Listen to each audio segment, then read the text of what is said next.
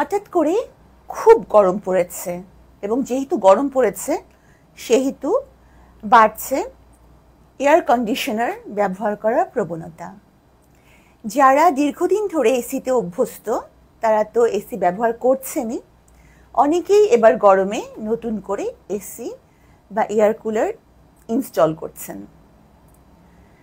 আর যারা রুমে এসি ব্যবহার করেন না তারাও কিন্তু দেখা যাচ্ছে যে যখন কর্পোরেট জবে আছেন অথবা কোনো বাণিজ্যিক প্রতিষ্ঠান বা কোনো মার্কেট প্লেসে কাজ করেন তারা সকলেই কিন্তু এসিতে এক্সপোজড, এবং এখন তো এসি চালানোই থাকে যেহেতু খুব গরম। এখন এসি রুমে দীর্ঘক্ষণ থাকার কিছু হেলথ হ্যাজার্ড আছে। প্রথমেই বলি, এয়ার কুলার ড্রাই আই করে, চোখটাকে ড্রাই করে ফেলে। এটি আমাদের স্কিনকেও ডিহাইড্রেটেড করে। স্কিনের যে ন্যাচারাল ময়েশ্চার এটা লুজ হয় এবং দেখা যায় যে স্কিনে ইচিং, ইরিটেশন, চুলকানি এগুলো হচ্ছে।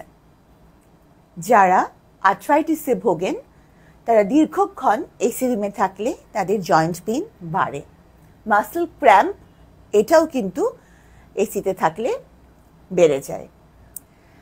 যাদের শ্বাসকষ্ট আছে বা শ্বসনতন্ত্রে রেসপিরেটরি কোনো ডিজিজ আছে দেখা যায় যে এসি রুমে দীর্ঘক্ষণ থাকার ফলে কাশি, হাঁচি, শ্বাসকষ্ট এগুলাও বেড়ে যায়। আরেকটা ব্যাপার হচ্ছে হেডেক মানে মাথা ব্যথা।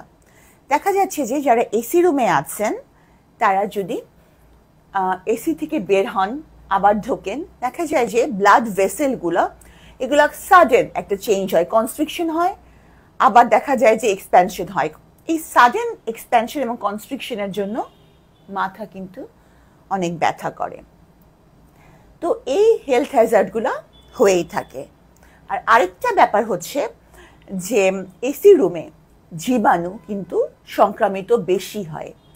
সেটা ভাইরাস হতে পারে, ব্যাকটেরিয়া হতে পারে, ফাঙ্গাস হতে পারে, এবং এইসব এসি রুমে যে সকল জীবাণুবাহিত অসুখ হয় সেগুলা অনেক সিভিয়ারও হয়ে যেতে পারে।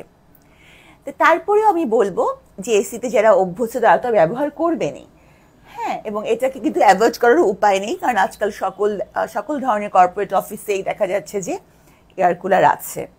তো কিভাবে একটু কমফোর্টেবলি এসিটা ব্যবহার করা যায় এবং হেলথ হ্যাজার্ড কম হয় এটা আমি বলছি। এয়ার কুলারের টেম্পারেচার সবসময় 24 থেকে 27 ডিগ্রি রাখার চেষ্টা করবেন, এবং রুম টেম্পারেচার মানে এসি রুমের টেম্পারেচারের চেয়ে বা আউটসাইড টেম্পারেচারের যে টেম্পারেচার ডিফারেন্স এটা যেন খুব বেশি না হয়, তাহলে কিন্তু আপনার শরীরের উপরে এটা একটা ইম্প্যাক্ট পড়বে। হ্যাঁ, আর এর চেয়ে নিচে টেম্পারেচার রাখলে 24 এর নিচে বা 22 এর নিচে রাখলে কিন্তু স্কিনটা খুব বেশি ডিহাইড্রেটেড হয়ে যায়। যারা এসি রুমে ঘুমান তারা অবশ্যই স্কিনটার জন্য কোনো ময়েশ্চারাইজার ব্যবহার করে শোবেন যাতে করে স্কিনটা ময়েশ্চার না হারায়। আর আরেকটা ব্যাপার হচ্ছে যে দেখা যাচ্ছে যে বাইরে থেকে খুব ক্লান্ত গরমে এক্সস্টেড হয়ে রুমে আসলেন, এসে ঠাস করে এসিটা ছেড়ে দিলেন, তা করা যাবে না। প্রথমে রিল্যাক্স করতে হবে, ফ্যান ছেড়ে রুমের টেম্পারেচারটাকে কম্পারেটিভলি কুল করতে হবে, এবং তারপরে আপনি যখন রুমের টেম্পারেচার একটু সহনীয় আসবে তখন আপনি এসিটা অন করবেন। ঠিক একইভাবে যখন আপনি এসি রুম থেকে বাইরে যাবেন তখন কিছুক্ষণ এসিটা বন্ধ করবেন। এই বন্ধ করার পরে রুম টেম্পারেচারটা যখন বাড়বে তখন আপনি রুমের বাইরে বা রুম থেকে বের হয়ে যাবেন। আর আরেকটা ব্যাপার হচ্ছে এসি রুমের ভেন্টিলেশনটা যেন প্রপার হয়, এডুকেটেড ভেন্টিলেশন হয়, যেন এখানে কোনো জীবাণু এখানে গ্রো করতে না পারে। আর এসির servicing that is very important. 1 থেকে 2 মাস ইন্টারভেলে এসি সার্ভিসিং করাবেন।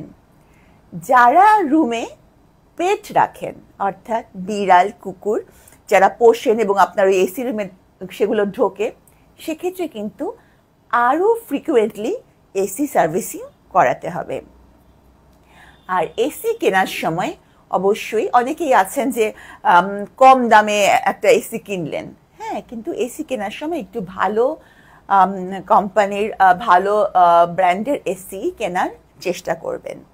তো পরিশেষে এটাই বলবো, এসি তো ব্যবহার করতেই হয় নিজের প্রয়োজনে, নিজের কমফোর্টের জন্য, অথবা অফিসিয়াল যেখানে এসি ব্যবহার বাধ্যতামূলক আপনাকে থাকতেই হবে সেখানে করবেন, কিন্তু এই নিয়মগুলো মেনে চললে এই গরমে কিন্তু আপনি ভালো থাকতে পারবেন।